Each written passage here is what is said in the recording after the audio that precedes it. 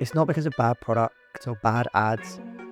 It's because Q4 hides the cracks and Q1 exposes them.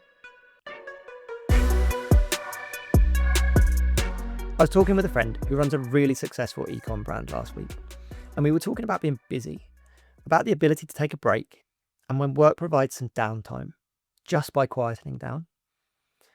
And I asked them what January looks like for them, and their answer floored me because it just kind of felt so right. They told me it's not calm, it's anxiety dressed up as quiet. After months of chaos, Black Friday madness, non-stop sales, constant orders, and constant pressure, suddenly everything stops. And for a few days, it almost feels nice. You get to breathe, you get to sleep, but then it hits you. The ads stop working like they did in November. Sales slow down. The warehouse looks full again. But the transactions, they're quiet. And that's when the panic starts creeping in. You open your bank account and the numbers don't match the effort. You start asking, how did I sell all that and still end up with nothing left? I've had this conversation dozens of times. Founders who've had their best ever Q4, record revenue, record sales, only to find out Q1 is a slow motion crash. And the worst part, they can't see where it went wrong because on paper, everything looked so right. And this is why most ecom brands don't survive Q1. It's not because of bad products or bad ads. It's because Q4 hides the cracks and Q1 exposes them. Today, we're going to dig into those cracks. We're going to unpack what really causes Q1 pain and how to fix it, so you can stop firefighting your way through every new year and actually start running a business that works in every season. I'm Jason Chappell, founder of Defiant and creator of eCommerce Growth Made Easy. I help founders like you grow profitably, not just more revenue, but more of what actually matters: profit, cash flow, and peace of mind. So, already feels heavy. Stay with me. Let's start with the illusion that growth isn't what you think. Most brands think they're scaling, but most of them are just inflating. You look at November and December and think, we're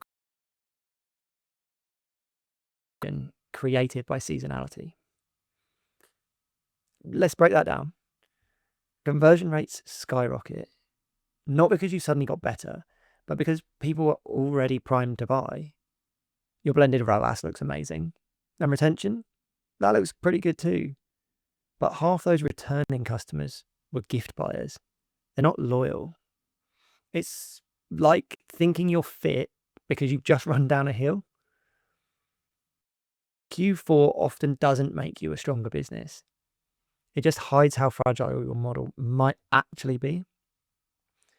And the second the noise dies down, the cracks appear.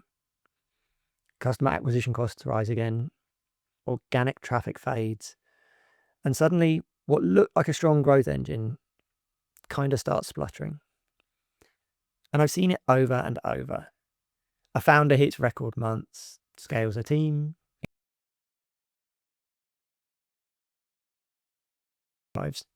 and they're staring at a burn rate that no longer matches reality. So let's get something clear. If your business only works when everything's on sale, if you need chaos to feel like you're growing, if profit only exists when you discount, that's not a system. But the good news is, it is fixable. But first, you have to see it for what it is.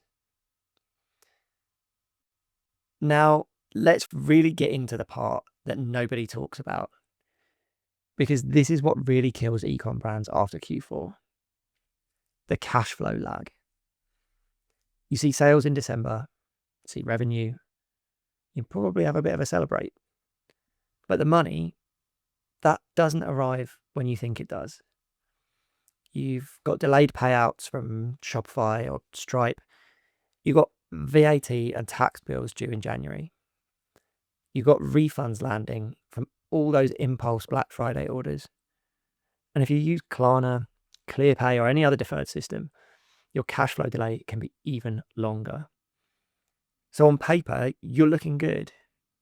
In reality, not so much. A brand I was working with last year did over $1 million in sales in November. By mid-January, they had 30,000 in their account and 120,000 in invoices waiting to be paid. They hadn't done anything wrong. They just hadn't forecasted timing. The numbers were fine, but the timing was awful. And that's the danger of focusing on top-line sales. Revenue doesn't pay your bills on its own. Timing really counts. And this is why when I work with consulting clients, we don't just build profit forecasts, we build cash flow forecasts too. So you can see when money leaves, when it lands, and how long your runway really is. Because if you can see it, you can plan around it. If you can't, you'll always be in reaction mode, waiting for the next payout to bail you out. So let's talk about what happens after peak season. Black Friday's done, Christmas is done, and suddenly your marketing engine stalls. Your ads didn't suddenly stop working. It's that your entire audience's psychology just changed overnight. They've gone from spending freely to budgeting carefully, from buying for others to paying off credit cards, from urgency and excitement to fatigue. So when you hit January and think, we'll just run another campaign, you're actually talking to a different person than you were 6 weeks ago. And what I see too often is founders trying to run the same playbook, same offers, same tone, same budgets, and it just doesn't work. And this isn't bad marketing. It's about understanding where your customer is right now. You can't go 100 miles an hour through Q4, hit a wall, and expect to coast through Q1.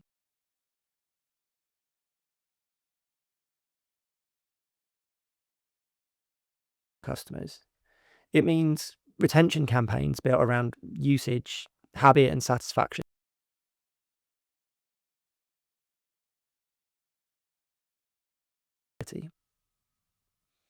When I work with clients, we spend time building bridge campaigns, something that helps you maintain cash flow without devaluing your brand.